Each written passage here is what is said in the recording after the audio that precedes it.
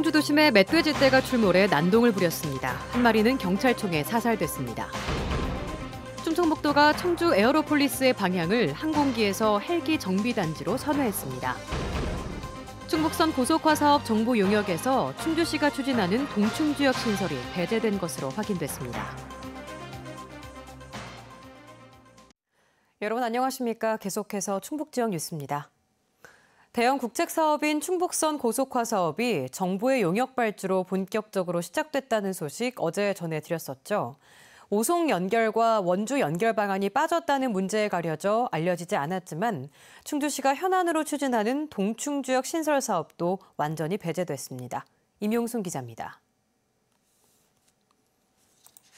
현재 충북선이 지나는 충주 목행역과 동량역을 북쪽으로 우회하는 새로운 철도 노선과 역, 충주시가 충북선 고속화 사업 시행에 따라 신설을 추진하는 동충지역 사업입니다.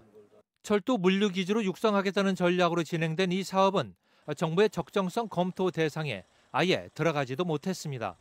충주시는 어려운 상황이 맞지만 몇몇 대안을 갖고 대응한다는 방침입니다. 지난 6월부터 1억 원을 들여 동충지역 신설 타당성 등을 연구하고 있는 자체 용역 결과를 토대로 논리 개발에 나설 예정입니다. 동충지역 신설 부분에 대해서는 그때까지 좀 반영할 방법이라든지 타당한 논리를 개발을 통해서 반영 여부를 추진할 계획입니다. 충북선 가운데 최대 곡선 선로로 꼽히는 3탄에서 연박 구간도 문제입니다. 4km의 이 구간 선로를 개선하는 방안이 이안인 검토 대안에서는 반영됐지만 일안에서는 반영이 안 됐습니다. 이는 충북선 고속화라는 이름을 무색해하는 사안인 만큼 지역 정치권의 움직임도 비상입니다. 기본계획 수립 단계에서 반드시 관철을 시켜야 된다라고 얘기를 했고, 또 국토부에서는 지금 연박 3탄 구간을 포함시키는 것에 대해서 기재부랑 협의를 하고 있어서 제가 봤을 때는 기본계획 수립 단계에서 그 부분이 반영이 될 거라고 이렇게 생각을 합니다.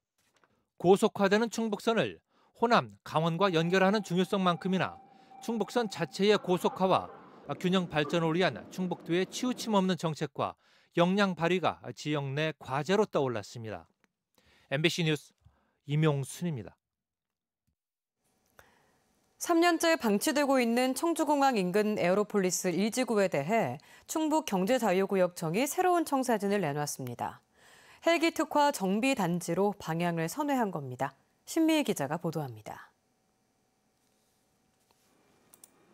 청주공항에 있는 헬기 정비업체입니다. 산림청과 경찰청에서 운영하는 헬기 60여 대의 정비를 전담하는 곳으로 업계 매출 1위로 성장했습니다. 최근 사업 확장을 앞두고 새 부지를 찾고 있는 이 정비업체가 경제자유구역청에 에어로폴리스 1지구 입주 의사를 타진해왔습니다. 사업을 하기에 가장 적합한 조건을 갖춘 지역으로 당사는 판단하고 있고, 그래서 저 지역에 우리의 신규 사업을 하고자 하는 것입니다. 국토의 중심에 있어 접근성이 가장 좋고 공항과 인접해 있다는 점을 꼽았습니다. 이런 이유로 지난 4월에는 국립공원공단이 헬기 정치장을 청주공항으로 옮겼습니다. 에어로폴리스 1지구의 입주 의향을 밝힌 민간 헬기 정비업체는 5곳. 여기에 군용 헬기 정비를 민간에 위탁하려는 국방부의 움직임도 호재가 됐습니다. 투자하고 고용 계획을 이렇게 하니까 투자는 한 2천억 정도 나오고요. 고용은 한 1,000명 정도 고용하는 걸로. 5개 시나리오를 검토한 결과 민간 여객기 중심의 MRO는 국내 수요가 적고 F-35 전투기 정비창은 실현 가능성이 희박하다고 봤습니다.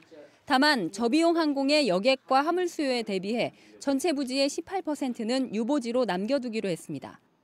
경제자유구역청은 산자부의 변경 승인을 거쳐 내년 초에는 분양과 개발에 착수해 2021년에는 준공까지 바라보고 있습니다.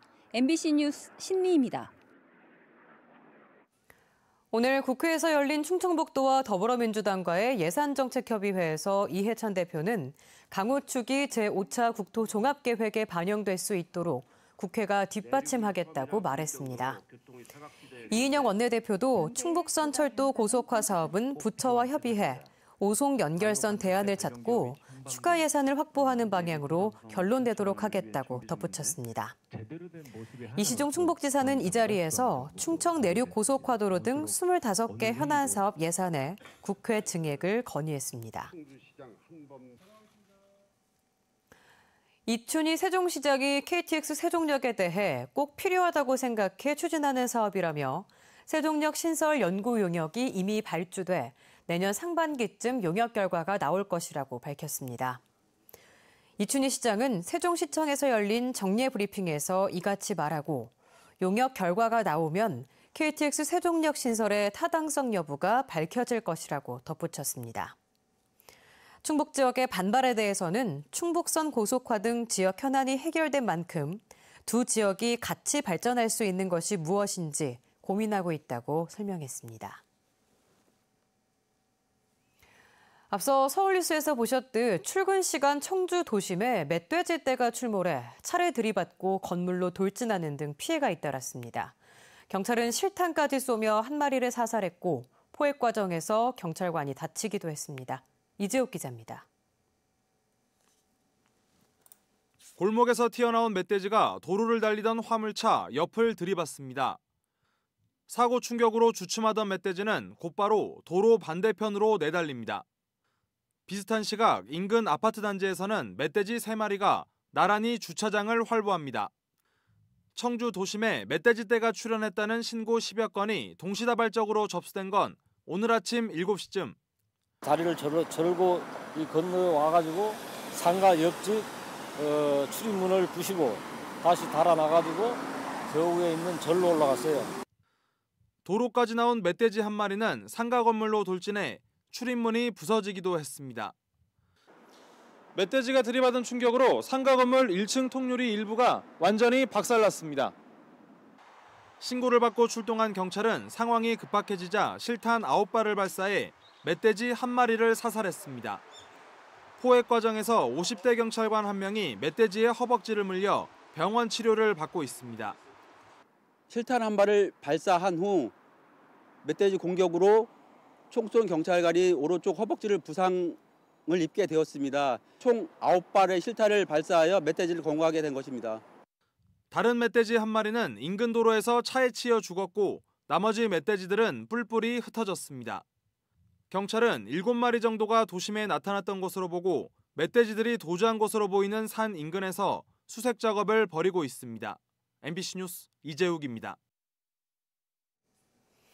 아프리카 돼지열병을 옮기는 주범으로 야생 멧돼지가 지목된 상황에서 이렇게 멧돼지 떼가 출몰했는데요.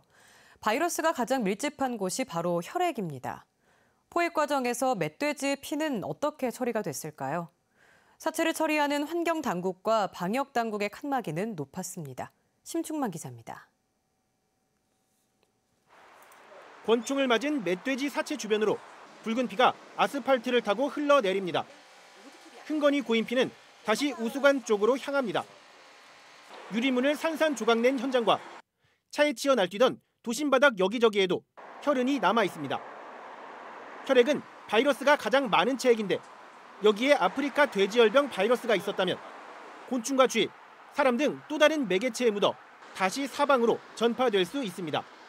바이러스가 보통 엄청나게 많은 양이 들어있거든요. 혈액 중에. 감염이 안 됐으면 괜찮은데 혹시 모르니까 만약에 감염되어 있는 돼지일 수도 있으니까 아주 철저하게. 도심 출근길에 사살된 멧돼지 사체조차 2시간이 지나서야 치워졌고 이 과정에서 청주시 환경부서가 혈액은 그대로 남겨둔 것입니다. 뒤늦게 모래라도 퍼다 덮은 건 주민입니다. 돼지 싣고 가고서는 빨간 게 나쁘잖아요. 그래서 덮어놨어요.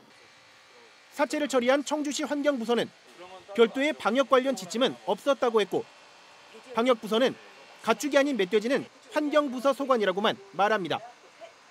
저희들이 협조를 해달라면 저희들도 같이 협조를 해주는데 지금까지는. 청주시는 멧돼지 사체가 육안으로는 멀쩡해 보였다며 추가 검사 없이 바로 소각하겠다고 밝혔습니다. MBC 뉴스 심충만입니다. 어젯밤 오후 9시 45분쯤 충주시 금능동에서 길을 건너던 52살 A씨가 승용차에 치여 병원으로 옮겨졌지만 오늘 새벽 숨졌습니다. 숨진 A씨는 현직 경찰로 비번 날 운동을 하다 사고를 당한 것으로 알려졌습니다. 경찰은 사고 운전자를 교통사고 처리 특례법 위반 혐의로 입건하고 불구속 수사할 계획입니다. 건국대 충주병원 노동조합이 의학전문대학원과 관련해 건국대 법인을 감사하라고 교육부에 촉구했습니다. 노조는 법인 측이 의전원 충주환원을 수수방관하고 있다며 의전원 충주환원과 충주병원 투자 약속을 지키라고 강조했습니다. 또 교육부는 충주병원 투자 약속을 지키지 않는 법인의 고유 목적 사업 준비금 내용도 감사하라고 요구했습니다. 충주시 시설관리공단이 제43회 국가생산성대회 고객 만족도 부문에서 대상을 수상했습니다. 또 부서 공공기관 부문 은상도 받았습니다.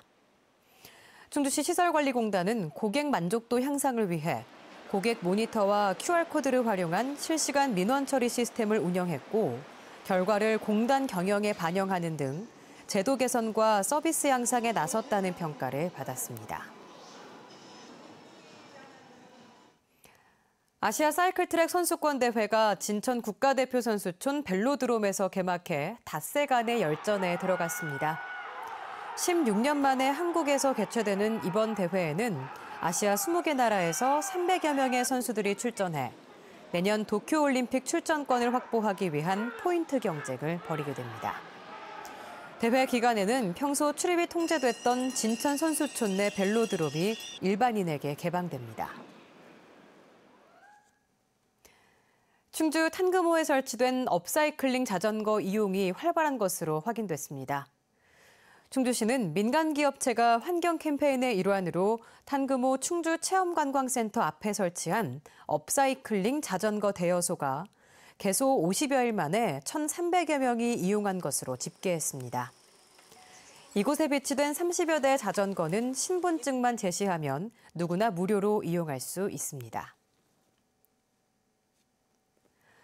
충북의 경제기관단체가 모여 지역 경제 현안을 논의하는 10월 모교 경제회의가 증평 에듀팜 특구에서 열렸습니다. 충북지역 뉴스였습니다. 고맙습니다.